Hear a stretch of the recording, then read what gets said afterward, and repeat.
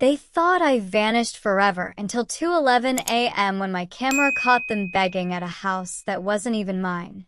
What happened next will leave you speechless. Stay until the end. If you're as shocked as I was when they fell for the decoy, smash that like button, drop caught in the comments so I know you made it to the end, and hit subscribe with the bell, because next week I'm exposing the voicemail they left that broke the internet. You don't want to miss it. The judge's gavel slammed down so hard the water glasses on the bench jumped. My sister Emily's mouth opened in a silent scream as the foreperson read the verdict. We find the defendant liable on all counts of fraud, forgery, and undue influence. $800,000 in inheritance, gone from her manicured hands in 60 seconds. The courtroom cameras zoomed in on her face, collapsing like a cheap lawn chair while I stood there, calm, hands clasped behind my back, feeling absolutely nothing but satisfaction. How does the golden child who stole an entire family fortune end up bankrupt, homeless, and publicly humiliated while the forgotten, older sibling walks away with everything? Keep watching, because the betrayal started long before Dad's coffin was even in the ground. My name is Alex. I'm 42 now, but the story begins the day Emily was born. I was 5 years old, already the family's unofficial handyman.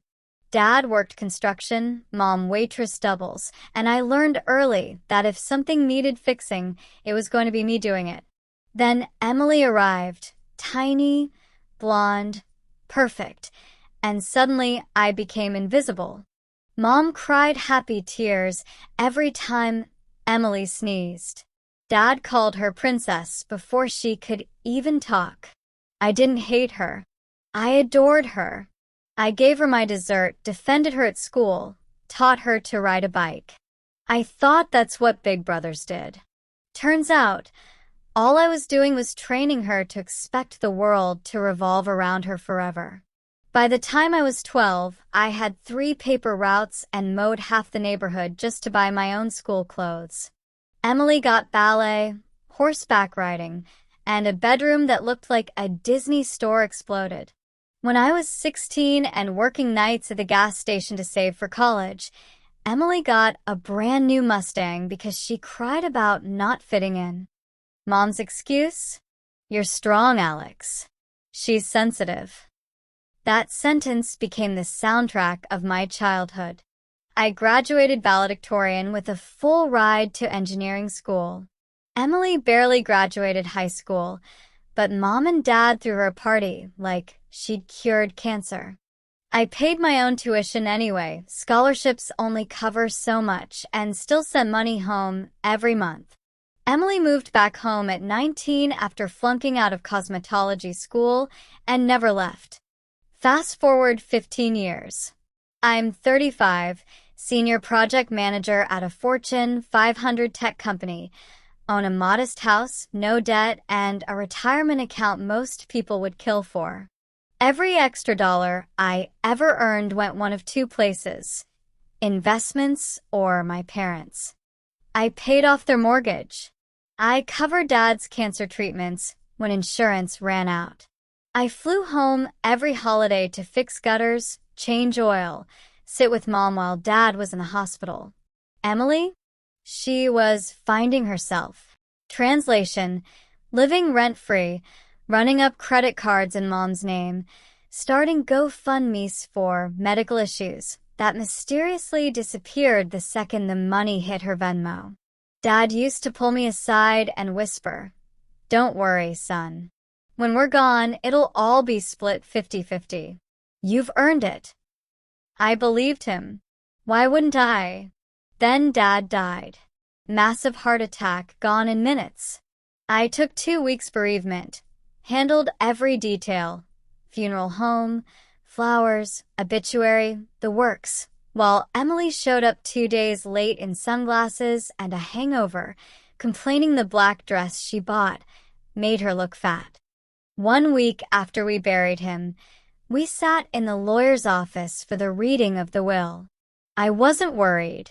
Dad had shown me the document 2 years earlier. Everything split evenly: house, cabin, brokerage account, life insurance, the whole $820,000 pie cut right down the middle.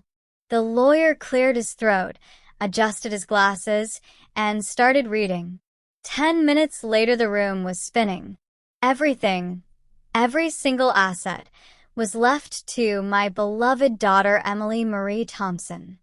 I got $10,000 and a letter that said, "For your continued independence." Emily actually smirked. Mom stared at the carpet like it might swallow her whole.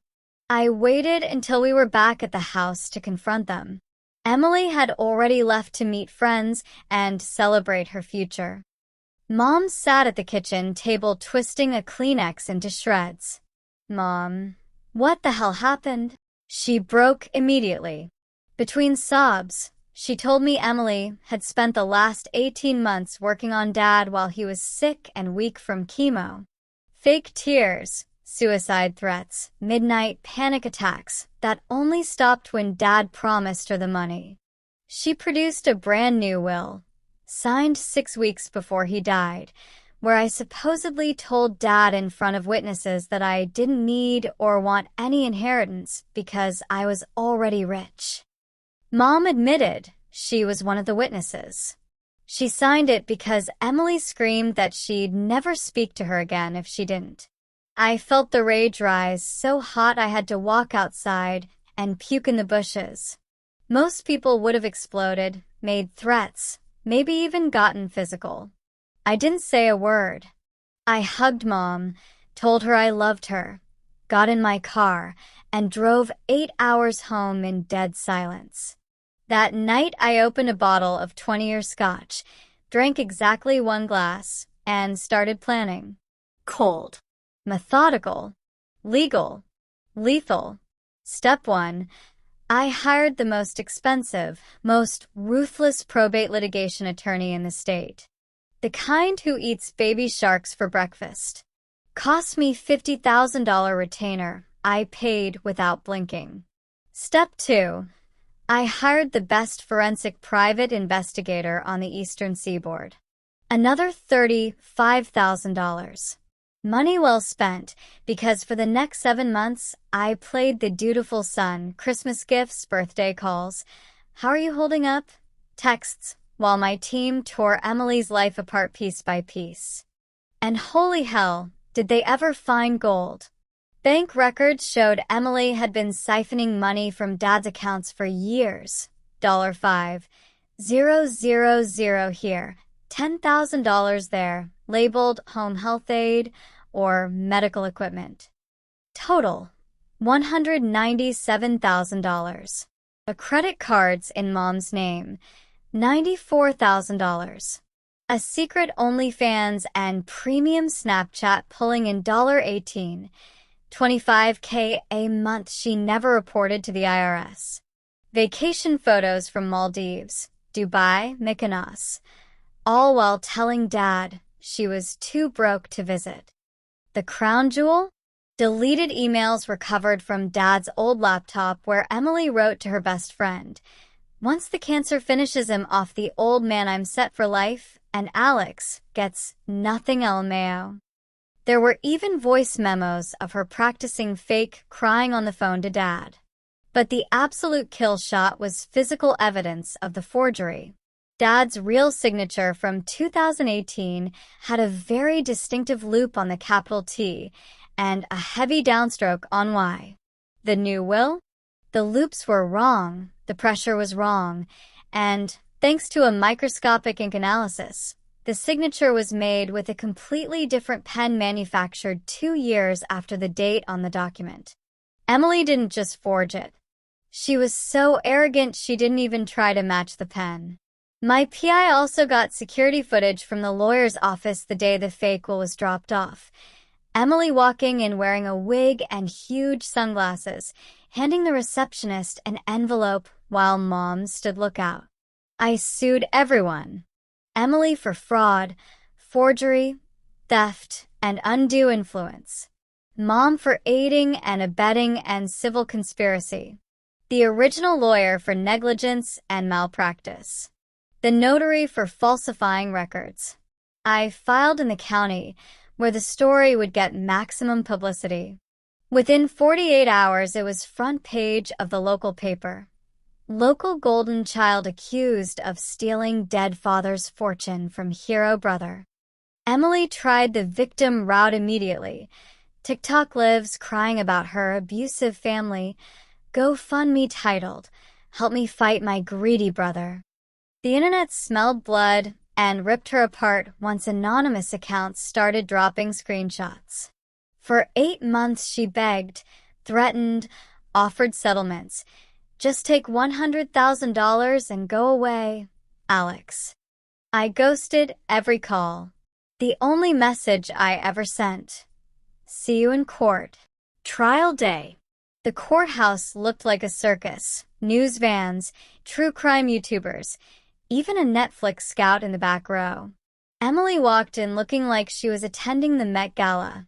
Hair extensions, fake tan, $6,000 handbag she clearly bought on credit. I wore the same navy suit I'd owned for 12 years. My attorney opened with a 30-foot projection screen. Slide 1. Dad's real 2018 signature magnified 1,000%. Slide 2. The fake.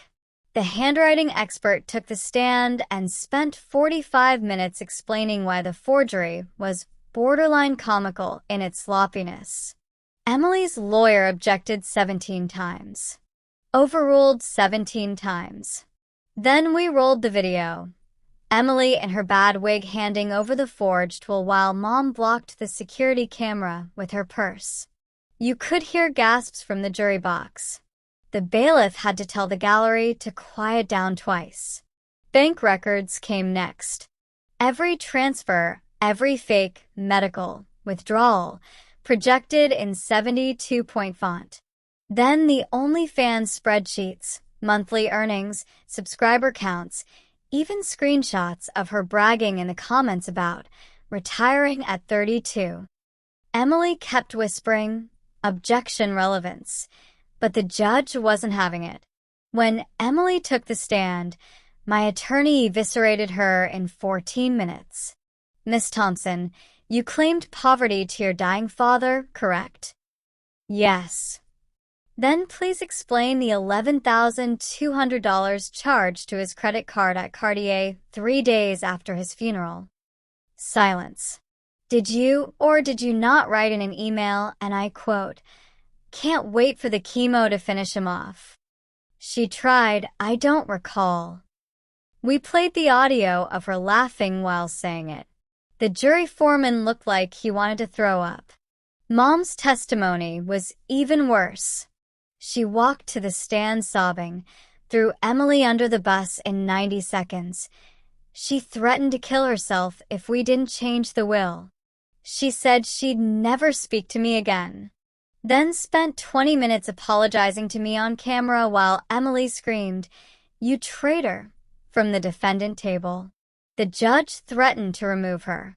Closing arguments were short. Mine, "This isn't about money. It's about a predator who preyed on a dying man and a mother who enabled her rather than protect her honest son." Emily's lawyer tried the sibling rivalry defense. The jury didn't buy it for a bit. They were out for 87 minutes.